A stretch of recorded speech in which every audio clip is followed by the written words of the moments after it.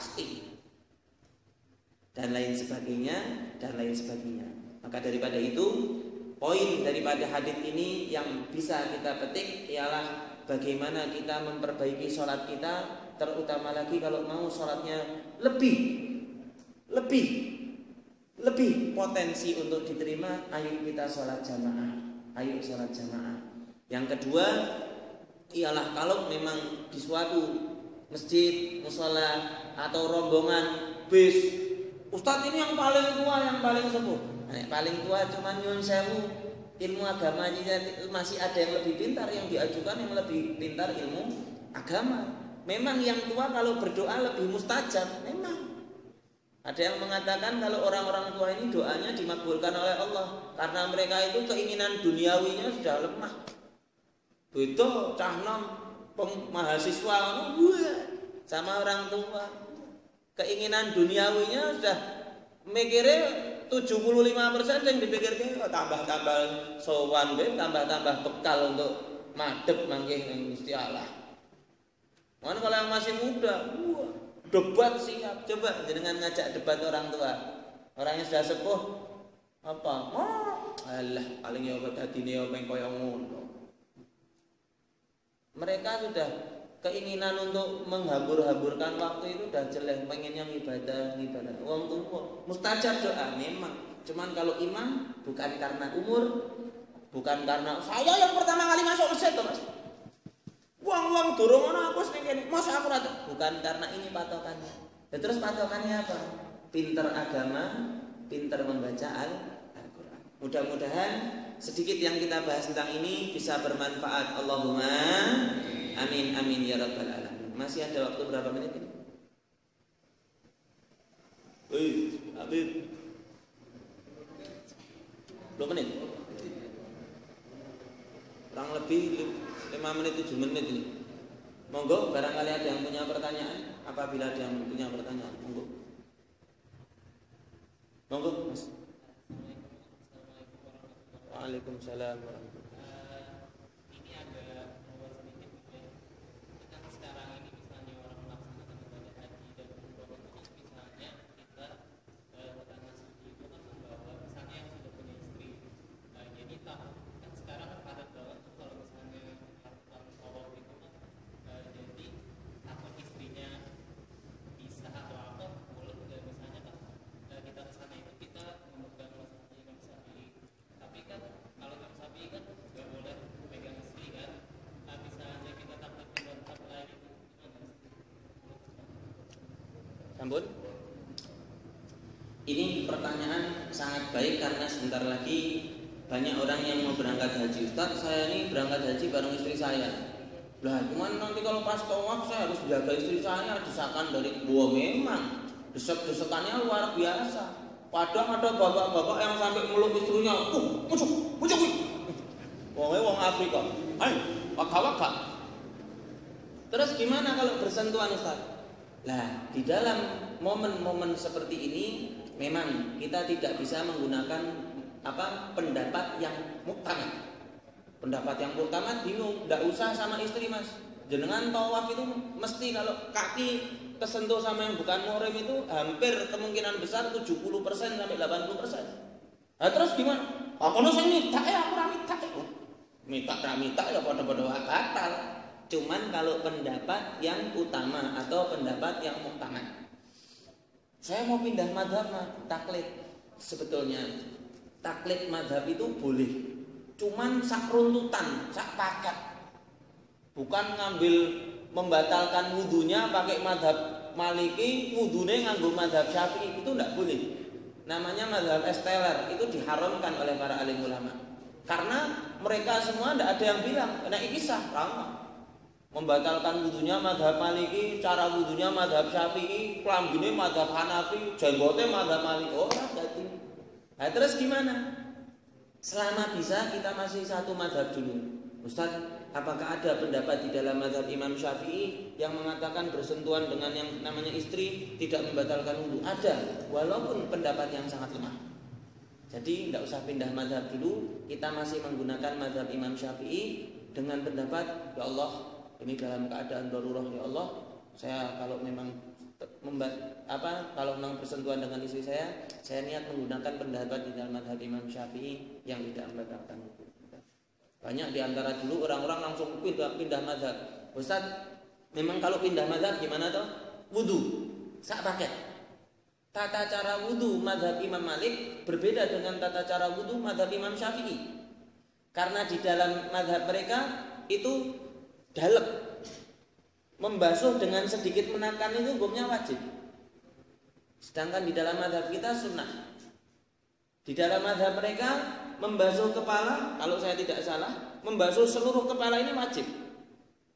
Padahal di dalam kita cuma sedikit dari kepala. Nah ini kan sudah banyak perbedaan. Ustaz, yang benar yang mana? Semuanya benar. Kita tidak bisa mengatakan mazhab ini salah, tidak bisa. Karena ini juga dengan pemahaman dan dengan sanadnya. Ini juga dengan pemahaman, dengan sanad hadits-haditsnya. Semuanya benar. Cuman kalau bisa, selama tidak bisa pindah mazhab, jangan pindah mazhab. Gitu. Ada pemahaman mazhab Imam Syafi'i yang mengatakan kalau bersentuhan dengan yang bukan muhrim, pendapat yang lemah ya. Cuman dengan ada mungkin tanpa syahwat, tidak disengaja dan lain sebagainya. Darurah lah ini. Ini penting ini. Makanya ya Allah, saya ini nyun sewu sangat prihatin terhadap perkembangan ilmu agama khususnya di ibadah haji. Kenapa? Ini kemarin saya ngobrol sama para alim ulama, para kiai, di antara mereka cuma bilangnya antara dua kalimat. La haula wala quwata illa billahil aliyil azim sama inna lillahi wa inna ilaihi raji'un. Kenapa? Di antara pembimbing haji ini banyak yang tidak tahu ilmu haji. Jangan di kebiah-uyah loh. Sebagian loh, Ustaz siapa ini? Ya, enggak tahu orangnya. Ada orang datang ke rumah tanya, Mas Aidi, kalau saya garuk-garuk terus sampai keluar darah ketika saya ihram, apakah saya wajib dam? Jadi di dalam syarat di dalam praktek ibadah haji ada yang namanya pakai baju ihram, Pak. Kalau sudah pakai baju ihram banyak hal-hal yang tidak boleh dilaksanakan. Contoh pakai minyak wangi. Mas, kula pun ihram mangke nek keleke mambu pripun? Kula rek sonanan riyen. Ora kena, Pak. Lho kenapa? Ini wangi-wangian. Wangi-wangian tidak diperkenankan ketika orang haji. Nah, terus mambu, sak mambu-mambune ora apa-apa. Sing luwih mambu saka jenengan akeh kok.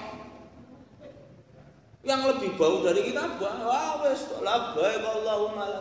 Makanya hati-hati dengan galak-galak orang yang mambu apa meneh wong-wong. Ada orang saking semangatnya ndesel-ndesel, lalu ndesel mlebu ning keleke wong Afrika.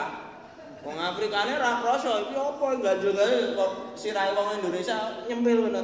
Dibuka wis geger otak. Stroke karena penyumbatan saraf. Nah, terus gimana? Nah, garuk-garuk mengeluarkan darah apakah mewajibkan dam? Tidak sebetulnya. Cuman ini pembimbing hajinya mengatakan wajib dam. Ada lagi ibu-ibu yang tanya kalau auratnya kebuka apakah wajib dam? Wajib dam. Wajib ke dam wae kabeh bali-bali kere sing haji kan. Bayar dam bayar dam ya berat sebetulnya. Nah, ada hal-hal yang mewajibkan kita bayar dam apa aja harus dipelajari. Waktu saya haji kurang lebih tahun 2008 bersama teman-teman, ada satu jamaah rombongan haji bilang, alhamdulillah Mas, kita punya pembimbing haji ini baik. Baiknya gimana? Ini waktunya jumroh ini pas sepi. Dia pinter milih waktu. Kapan ini? Padahal belum masuk waktunya melempar jumroh, ngomong sembalang. Allahu Akbar. Tanyain sama pembimbingnya, Pak kok lempar jumrohnya di waktu ini, Pak? Iya Mas. Kenapa? Mas sepi Mas. Jadi saya tidak repot suara saya apa, tidak usah tidak terlalu bengok-bengok. Jangan tahu ini waktunya belum masuk loh Pak. Wah sudah toh. Yang penting kan menggor balang waktu-waktu nanti apa. Loh, jenengan ini berapa tahun dah? Saya sudah bimbing haji sudah 10 tahunan. Masih haji baru sekali kok enggak ya? Hal yastawil ladzina ya'lamuna wal ladzina la ya'lamun. Apakah sama antara orang-orang yang berilmu dan orang-orang yang tidak berilmu? Saya ini nyun saya haji ini sambil bawa buku Al-Idah Fil Haji wal Umroh karangan Imam Nawawi. Itu kalau ada permasalahan langsung buka bukunya. Ini gimana ini Pak? Saking pentingnya ilmu di dalam melaksanakan ibadah haji. Ya Allah.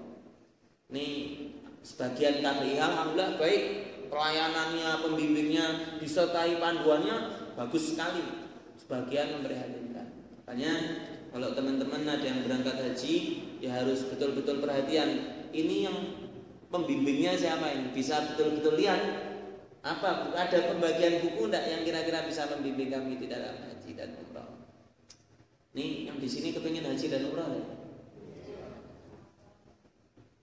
Mudah-mudahan yang semangat bisa berangkat haji dan umrah. Allahumma amin amin ya rabbal alamin. Ada masih berapa menit Mas? 2 menit. Itu enggak yang menitannya buat ngurup nih. Mati ini. Ada salah satu amalan, monggo mau dilaksanakan atau tidak ya tidak apa-apa, dilaksanakan monggo, tidak dilaksanakan ya monggo. Ada satu cerita, seorang kiai bilang sama murid-muridnya, siapa mau haji? Saya, macung semua. Wes tak diniati saya durung haji, kalau mau haji memperbanyak surat Al-Hajj. Jadi di dalam Al-Quran ada satu surat judulnya Al-Hajj. Perbanyak itu, insya Allah Allah gerakkan sebab-sebab kamu bisa haji. Oh ya. Subhanallah mantep orang-orang yang hadir pengajian ini setiap hari baca surat Al-Hajj. Satu mabur. Sak majelis yang kepengen haji semuanya sudah berangkat kecuali satu orang tok. Sampai semuanya sudah berangkat, satu orang tok ini belum. Tahun ini belum berangkat, tahun berangkat sampai udah lama kok enggak berangkat matur sama kiainya, Pak Kiai. Rincang-rincang teman-teman saya semuanya sudah berangkat haji, kok saya sendiri yang belum Pak Kiai. Duh, kamu ngamalin surat Al-Hajj enggak? Mantap enggak? Wah, mantap ya. Nabung enggak? Ora. Nabung apa enggak? Ya enggak. Ya ora mungkin mangkat ya kan.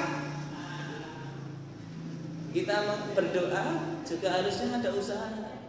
Jangan nabung, enggak. Saya nunggu panggilan langsung dari Allah. Kalau panggilan yang tanpa sebab itu mati. Rasa dadak nganggo sebab. Sak wayah-wayah kadang ketubruk, kadang kepanah, kadang stroke, kadang sumbetan darah dan lain sebagainya. Ya Allah, panggilan Allah. Mudah-mudahan kita termasuk orang yang dipanggil oleh Allah untuk berangkat haji ataupun umrah. Allahumma amin amin ya rabbal alamin. Mudah-mudahan bermanfaat apa yang kita kaji, mudah-mudahan bisa bermanfaat. Dan sebelum saya akhiri, kalau teman, tetangga, sahabat, keluarga jenengan ada yang mau berangkat haji, jangan keburu-buru minta oleh-oleh, ada baju, ada aku nggak mang golek kok sing wireng-wireng nang nggon apa jeneng. Jangan. Karena apa? Karena takut menyibukkan hati mereka sing dipikir piye baline nggak oleh-oleh malah bukan ibadah. Cuman kalau jenengan mau titip doa. Saya mau didoakan, mudah-mudahan bisa ke sana. Kalau bisa disebut nama saya. Joko Sutiono atau Tajiman, disertakan nama saya kalau bisa. Yang kedua, kita dari sana jauh sekali. Terus ada nih. Pun lewat berapa menit? 1 menit diskon. Yang kedua, kita dari sana jaraknya sangat jauh. Walaupun kita membaca Assalamualaikum ya Rasulullah, insya Allah nyampe. Cuman orang yang dekat ini lebih memiliki kedekatan zahir batin.